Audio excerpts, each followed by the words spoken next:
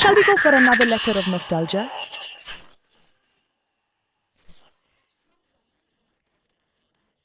On my YouTube channel, by the way, I ask all of you to subscribe, not just listen, not just watch. Subscribe and activate the bell. Every time we have a post, you will be notified. You will be notified, okay? And subscribe. I'm asking you to subscribe so we can make our channel very strong. And invite everyone you can to subscribe as well, okay? And let's go to today's letter. Zacharias. Hey, if someday you die, I don't want you to bring another woman into this house. Don't do that, Zacharias. Otherwise, I won't let you rest in peace. Are you hearing me well, Zacharias? Are you listening to me, Zacharias? Dad would then laugh. He would tell his wife to stop talking such nonsense and also say, "Take it easy, my dear. I'll go before you. Can't you see that I'm older? That I'm the one who works my tail off to care for so many children? So look, rest assured, I'll go first. I'll go first, my dear." But time and again, his wife was always on about the same thing. She even told acquaintances that she did not want another woman in that house. No way. This was something she would not tolerate. Apese! Where else but not inside that house? Dad's wife got pregnant again, like other times.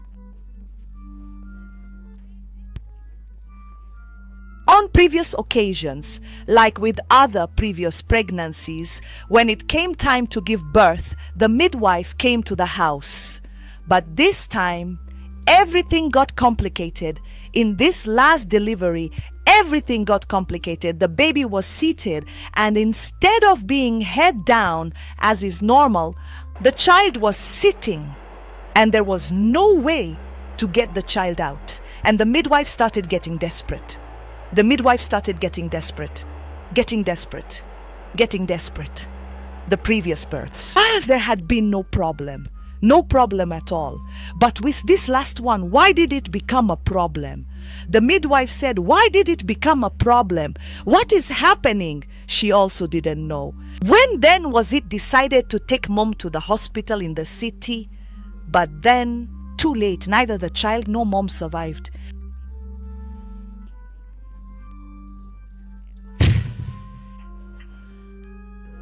It was an enormous sadness. It was agony. It was such great pain to lose his wife. Now Dad was asking, and now, what am I going to do? And now, how do I take care of all these children? How would he be able to raise all those children alone? How to manage working and at the same time take care of 10 children in total? It was in this difficult situation, there on that farm in the interior of Ceará, in a village called Alegre, in the municipality of Guaraciaba do Norte, that Dad didn't know what to do. That's when a young woman, the daughter of a friend of my father, came to lend him a hand. That girl came to help at home. He, alone, couldn't handle the house, work, and the children. So this friend of Dad said, "Look, my daughter, who is already a young woman, will go there to give you a hand." While he worked, she took care of the children, especially the younger ones. And so Dad started to feel more at ease. He could take care of the children and work more peacefully at the same time, because at home there was this girl, the daughter of Dad's friend. However, at 30 in the afternoon, Dad would come back from the fields and the girl would return to her house. But with the difficulties my father had, because he came home tired from work and had all those children to care for, and this girl returned to her home every afternoon, he then asked her to stay at least a few days a week. And so he could rest more, he could rest better, and then she ended up staying a few days a week. Soon she started staying the whole week and only returned to her house on weekends. She agreed. She started staying the whole week, only returning to her house on weekends.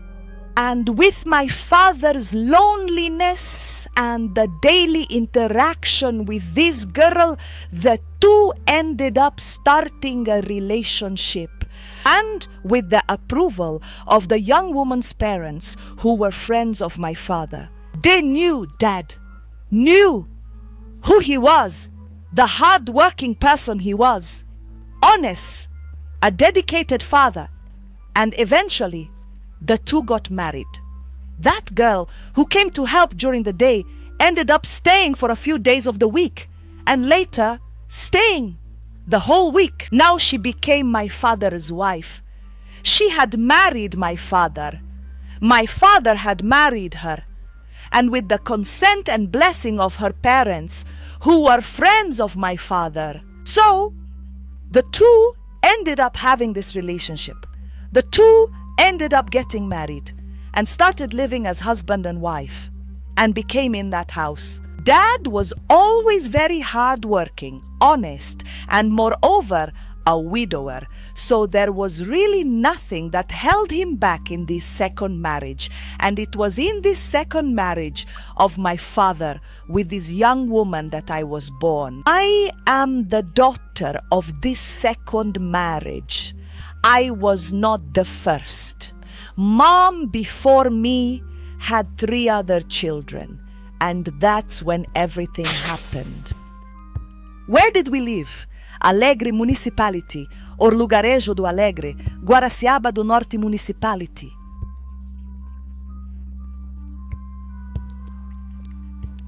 At that time, there was no electric light. The lighting was done with lamps. The children slept in hammocks, and only my dad with my mom. Only they had a bed. Only they slept in a bed. The same bed that belonged to him and his first wife, the deceased. When he went shopping in the city, he usually came back later, already at dusk, and Mom would wait for him lying down with the house lit only by that lamp. And every time he arrived, Mom complained about something strange. She said that in his absence, she felt a sensation.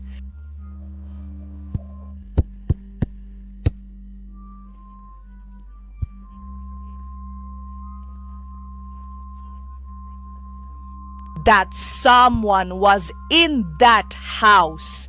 Someone was there in that room where they slept. In the bedroom, on that bed, in that bedroom. And once she even said she had seen a shadow pacing back and forth. Dad did not give any importance to that. He would say, "Oh, you are worried. You get nervous and start seeing things. There's no figure or anything. There's nothing, you know?" But she would tell him, Mom would say to Dad, "But what about your ex-wife and your deceased wife? Oh, let it go. Do you think the dead are going to do something? What is this? Change the subject, change your thoughts." And that would be the end of it. But Mom mentioned to some friends that something bothered her in that house, but she didn't really know what. Then came Mom's first pregnancy. And Mom, who had always been a healthy, strong woman, experienced many problems. And when it reached 9 months, the contractions, the moment of giving birth, and a beautiful baby is born. But On the very first night, the baby After nursing a lot, the baby fell asleep, but in such a deep sleep that it did not wake up anymore. Unfortunately, strange mystery, because the baby was born a healthy child, a beautiful child, a perfect child. Suddenly, at night, nurses a lot, and falls into a sleep, such a deep sleep, that did not wake up anymore.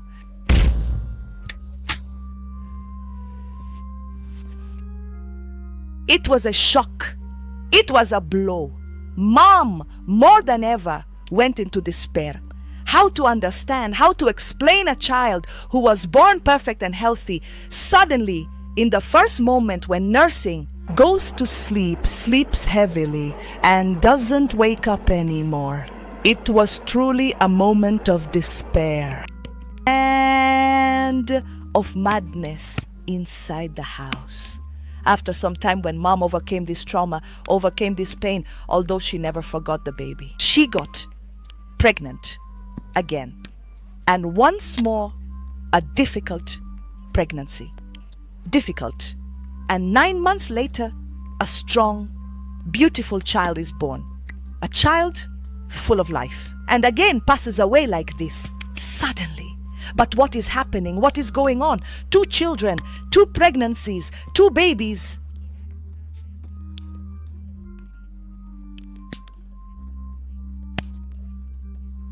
Neighbors went so far as to say, spiteful neighbors, that it was mom who was killing the children. Oh, it's probably her who kills the children. How can a child be born beautiful, healthy, and die mysteriously like that? Die suddenly like that? For some reason, for some motive, it's her who kills the children. That's absurd.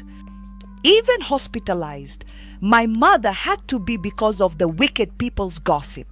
People accused her, saying it was inconceivable, unacceptable for children to die so suddenly. And she was even hospitalized because of those people's gossip. Then came the 3rd pregnancy and that fear. That thing that haunted the whole family.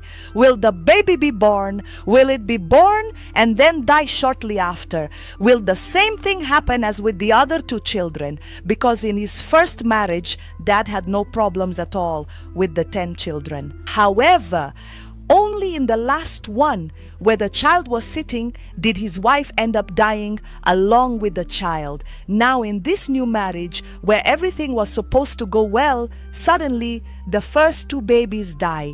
But in this 3rd pregnancy, Otacilio was born. But this time, Basais, Aka! Mom stayed by the baby's side the whole time, watching, making sure nothing happened. She didn't even take a nap, afraid that if she dozed off, something might happen, to see if the child was really still okay. And that dawn, the baby cried, and she immediately nursed him. But then the lamp went out by itself. Mom grabbed a match.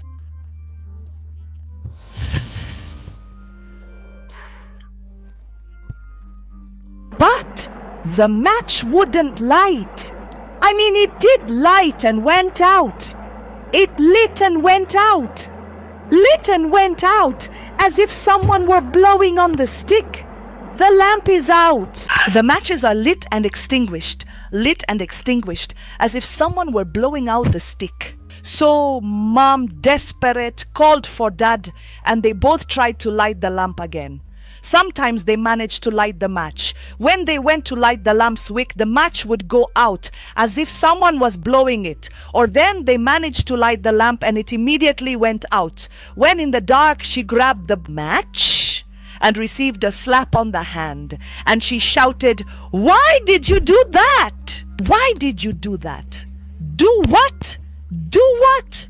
"In the dark," Dad replied. "Why did you slap me? I almost dropped the child. Why did you slap me?" Then she realized that from where she was, from where she was and where Dad was. It couldn't have been him. Then she got slapped, which almost knocked the child over, and accused Dad of harassment in that darkness. She didn't give birth, still extinguishes, still sets and rubs. Dad said, I didn't do anything, and she really saw that it couldn't have been him. As she couldn't light the lamp, Mom breastfed in the dark and placed the baby between the two. But both of them were now bewildered. Dad, who always overlooked things, Dad, who always dismissed things, now even he was impressed. It was when he heard, right by his ear, right here in his ear, Zacharias. I told you, if I died, Zacharias, I didn't want any woman in this house, Zacharias. I insisted, I said.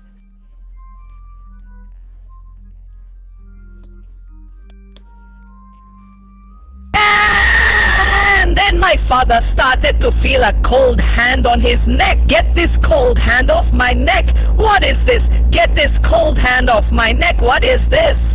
Both my father and mother lost their voices from fear and shock.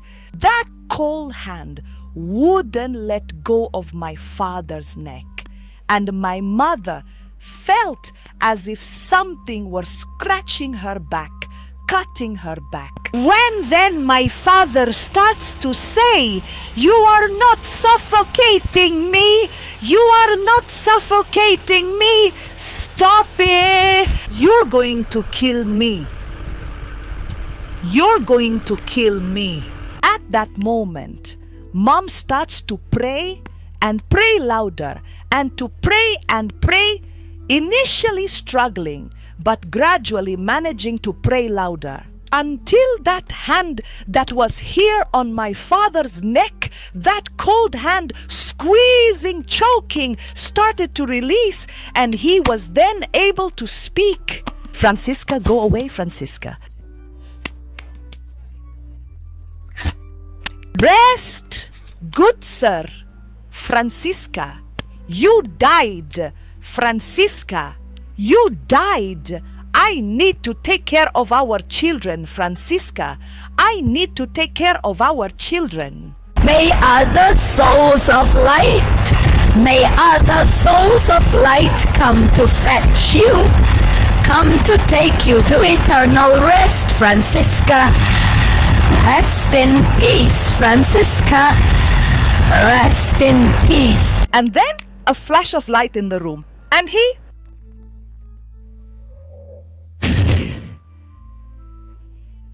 and my mother now praying an Our Father. Now their voices could come out more clearly, both his and Mom's, who was practically voiceless due to fear, due to shock, and they start praying louder and louder, "Our Father who art in heaven, hallowed be thy name." And then suddenly a flash in the room.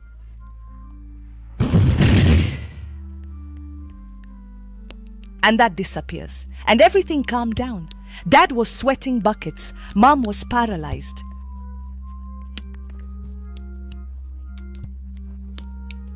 And then the lamp lit up without anyone touching it.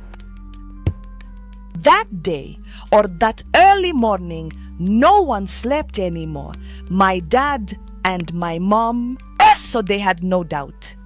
It was Francisca, my father's first wife, the one who is the mother of 10 children, who always warned him, "Do not bring another woman into this house. Do not bring another woman. I do not accept that. I will not allow it." And Dad ended up finding in my mother, first a girl to take care of the children, take care of the house while he worked, then his companion and his wife. However, he never forgave her, Francisca. That house where my siblings and I ended up being born was eventually demolished. The day after this happened, they scheduled a mass for the repose of Francisca's soul. Then they went to the cemetery and lit candles, asking for her soul, asking for her peace, asking for her eternal rest. Today, That house is a flour mill. My father lived with health until he was 87 years old when God took him. It was after this event that I, Maria Auxiliadora Ribeiro, was born. And here, in this moment of remembrance, I would like to say to my father, my dear father, my beloved father, my father Zacharias, I miss you. My mother, although quite elderly, is still alive and with us, thank God.